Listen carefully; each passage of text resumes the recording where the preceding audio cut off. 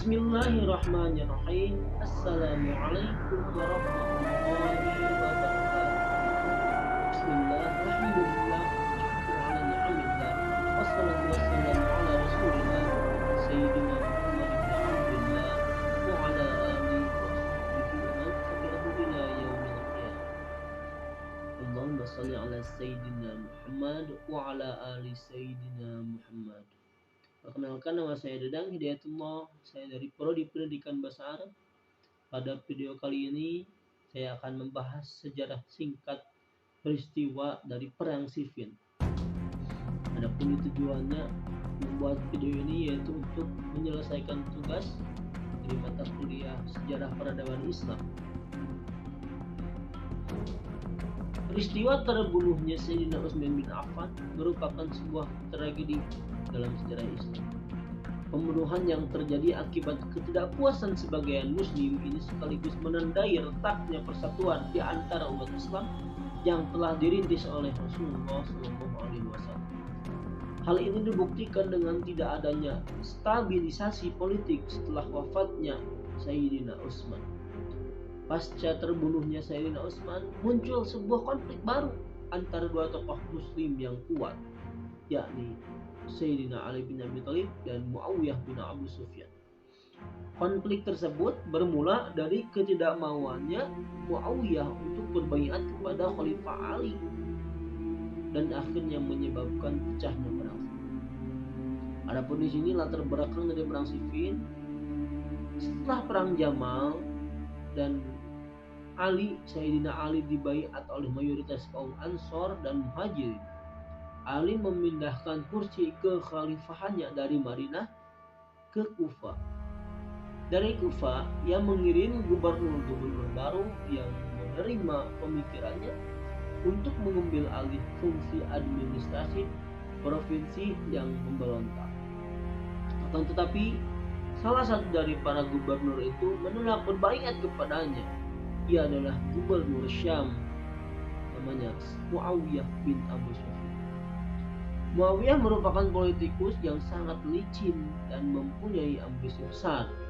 Perangainya yang lemah lembut dan tidak segan-segan mengeluarkan hartanya membuatnya menjadi politikus yang disegani dan memiliki banyak sekutu. Ketika Sayyidina Ali mengutus Jarir bin Abdullah untuk menyerahkan surat kepada Muawiyah untuk berbaiat, Muawiyah tidak serta-merta menerimanya. Ia justru mengumpulkan Amr bin As dan tokoh-tokoh negeri Syam untuk bermusyawarah. Setelah bermusyawarah, mereka memutuskan untuk menolak berbaiat kepada Sayyidina Ali. Hingga kenapa? Karena mereka belum mengetahui para pembunuh Sayyidina Utsman. Jadi mereka tidak akan berbaiat sebelum para pembunuh Sayyidina Utsman itu ditumpas atau ditiadakan. Atau Ali,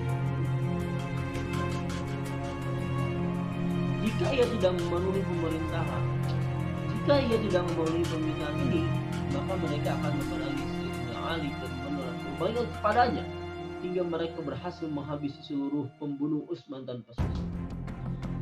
Setelah itu, Jarir pulang menemui Ali, atau utusan dari Sayyidina Ali itu pulang dan menemui Sayyidina Ali kembali dan menceritakan keputusan Muawiyah dan penduduk Syam.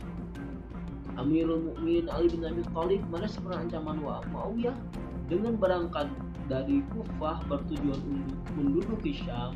Ia mempersiapkan pasukan dari Nukhailah dan menunjuk Abu Mas'ud Uqbah bin Amr sebagai amir sementara di Kufah. Sebelum berangkat, beberapa orang mengajukan agar khalifah tetap tinggal di Kufah dan cukup mengirim pasukan ke sana. Namun beberapa orang lainnya menganjurkan supaya turut keluar bersama pasukan. Ketika berita keberangkatan pasukan Sayyidina Ali sampai kepada Muawiyah, ia segera bermusyawarah dengan Amr bin As yang juga menganjurkan Muawiyah untuk keluar bersama pasukannya. Amr lalu berpidato di hadapan penduduk Syam bahwa sesungguhnya penduduk Kufah dan Basrah telah musnah pada perang Jamal. Tidak tersisa bersama Ali kecuali segelintir orang saja. termasuk sekelompok orang yang membunuh Khalifah Amirul Mukminin Utsman bin Affan. Jangan sia-siakan hak kalian. Jangan biarkan darah Utsman tumpah dengan sia-sia. Kemudian ia menulis pesan kepada seluruh pasukan di Syam. Dalam waktu singkat mereka sudah berkumpul dan mengangkat panji-panji bagi amir masing-masing. Pasukan Syam telah bersiap-siap berangkat. Mereka menuju Efrat dari arah Siffin, sementara di pihak lain Ali berdamai. Kemudian kedua pihak, sementara di pihak lain Ali bersama pasukannya bergerak dari Nukhailah menuju tanah Syam. Adapun pecahnya dari perang Siffin, kedua kubu saling berhadapan pada Juli 657 di tempat bernama Siffin. Di tempat bernama Siffin di hulu sungai Efrat. Sesampainya di Siffin, kedua pasukan sempat saling berebut sumber air hingga menimbulkan konfrontasi kecil. Kemudian kedua pihak sepakat berdamai dalam sungai, sehingga mereka tidak saling berdesak-desakan di sumber air itu. Mereka tidak saling membicarakan mengganggu. Ali berdiam selama 2 hari tanpa mengirim langsung kepada Muawiyah. Muawiyah pun juga melakukan hal yang sama. Kemudian Ali mengirim seorang utusan kepada Muawiyah. Untuk kesepakatan belum juga tercapai, Muawiyah telah bersikeras menuntut darah pembunuhan Utsman. Setelah terjadi kebuntuan dalam negosiasi, maka pertempuran antar keduanya pun tidak dapat dihindari. Pada awalnya Ali mengajak Muawiyah untuk bertempur 1 lawan 1 supaya konflik di antara mereka segera usai, sehingga siapa yang hidup ialah yang menang dan menjadi khalifah. Namun Muawiyah menolak ajakan itu, hanya Amr yang mau.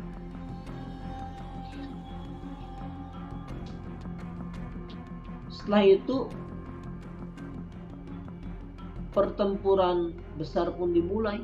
Pada awalnya Muawiyah mendominasi pertempuran, tetapi akhirnya pasukan Muawiyah dipaksa mundur karena mendapat serangan keras dari pasukan Ali. Bahkan beberapa orang serdadu Ali telah sampai di depan kemah Muawiyah. Dalam pertempuran terakhir pada 28 Juli 657 Masehi, pasukan Ali di bawah pimpinan Malik al-Ashar hampir menang ketika Amr ibnu al-As dengan licik melancarkan siasatnya. Ia memerintahkan pasukan Muawiyah untuk melekatkan salinan Al-Quran di ujung tombak dan mengangkatnya. Sebuah tanda yang diartikan pasukan Ali sebagai seruan untuk mengakhiri perang dan mengikuti keputusan Al-Quran. Ketika tombak-tombak pasukan Muawiyah diangkat, tentara Ali tidak menyerang lagi, padahal mereka hampir menang. Ali sendiri menganggap itu hanya tipu daya musuh saja. Ia berseru, "Wahai hamba Allah, teruskan merebut hakmu, teruskan memerangi musuhmu." Muawiyah, Amr bin As, Ibnu bin Mu'id, Habib bin Muslimah, Ibnu Abi Sarah, dan Dihaq ibnu Qais, mereka itu bukanlah ahli agama, bukanlah ahli Al-Quran. Aku lebih mengetahui keadaan mereka. Aku berteman dengan mereka sejak kecil sampai dewasa. Pada waktu kecil mereka hanyalah anak-anak nakal, dan pada waktu besarnya mereka laki-laki yang jahat semata. Mereka mengangkat Al-Quran hanyalah rencana mereka. Mereka mengangkat Al-Quran tidak lain hanya tipuan. Mereka mengangkat Al-Quran tiada lain hanyalah tipuan. Percayalah pada apa yang dikatakan. Orang banyak itu menjawab, "Tidak sampai hati kami akan meneruskan peperangan kalau kami telah disuruh kepada kita bangsa." Pada awalnya Ali hendak meneruskan peperangan sampai suara pengikutnya pecah. Sebagian dari mereka sudah tidak mau berperang lagi, sehingga Ali terpaksa menghentikan perang dengan hati yang kurang suka. Perang pun berakhir dan konflik antar keduanya dilanjut dengan ke jalur perundingan. Setelah perang berhenti, Sayyidina Ali mengutus Asyad ibnu Qais untuk menemui Muawiyah dan menanyakan tentang tujuan mengangkat Al-Quran di atas kepala tombak. Muawiyah menjawab, maksudku adalah agar perkara ini dihukumkan menurut hukum kitabullah, apa yang diputuskan oleh kedua yang diutus itu, maka kelak akan kamu terima. Sebelum Ali menyatakan pikirannya dengan tergesa-gesa, banyak orang yang menjawab setuju. Orang Syam yang mendengar itu lalu berkata bahwa utusan mereka adalah Amr bin As. Lalu pengikut Ali orang Irak berkata, kami memilih Abu Musa al-Ash'ari. Ali yang mendengar pendapat kaumnya berkata, jika telah kamu bantah perintahku pada awal perkara ini, sekarang janganlah dibantah pula. Aku tidak suka berwakil pada Abu Musa.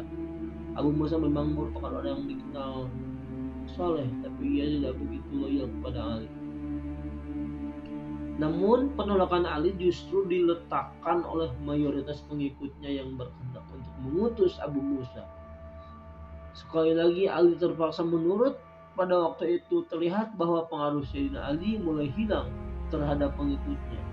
Di sisi lain pengaruh Muawiyah. Kedua juru runding memegang dokumen kesepakatan tertulis yang memberikan otoritas penuh untuk mengambil keputusan. Keduanya memutuskan untuk menunda perundingan hingga bulan Ramadan. Ali dan Muawiyah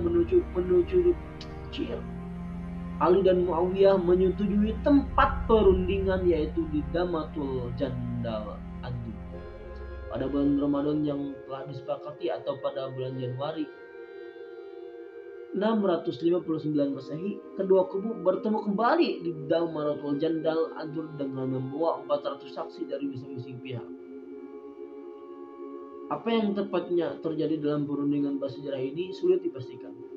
Berbagai versi muncul dari berbagai sumber yang berbeda. Ada riwayat yang menyebutkan bahwa kedua pihak sepakat untuk melengsarkan kedua pemimpin mereka, sehingga melapangkan jalan bagi calon baru. Akan tetapi setelah Abu Musa yang berdiri dan menegaskan bahwa ia memecat Ali dari jabatan khalifahnya dan memilih Abdullah bin Umar, Amr mengkhianatinya. Namun kajian kritis yang dilakukan sejarawan modern kembali memperlihatkan bahwa riwayat itu bukan menandai kaum Irak, banyak riwayat yang menjadi berubah dan berkembang pada masa dinasti Abbasiyah musuh dinasti Umayyah. Kemungkinan yang telah terjadi adalah bahwa kedua juru runding memecat kedua pemimpin mereka, sehingga Ali menjadi pihak yang kalah karena Muawiyah tidak memiliki jabatan kekhalifahan yang harus diletakkan. Ia tidak lain hanya seorang gubernur sebuah dari provinsi. Terdapat kerugian lain yang diderita Sayyidina Ali karena menerima tawaran arbitras, yaitu turunnya simpati sejumlah besar pendukungnya. Pendukung yang membela itu akhirnya membentuk sebuah sekte baru yang bernama Khawarij. Ini dia asal usul dari Khawarij. Kelompok ini pada perkembangannya akan memusuhi Ali dan akhirnya menyebabkan Khalifah Ali pun terbunuh dalam perjalanannya ke Masjid Kufah. Adapun itu saja sejarah singkat. Wassalamualaikum warahmatullahi wabarakatuh.